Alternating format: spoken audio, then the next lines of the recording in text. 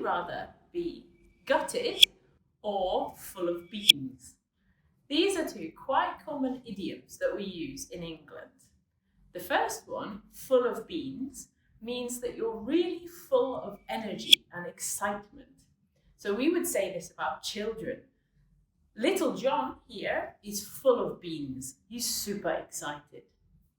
If we say, I'm gutted, it means I am really, really disappointed or upset.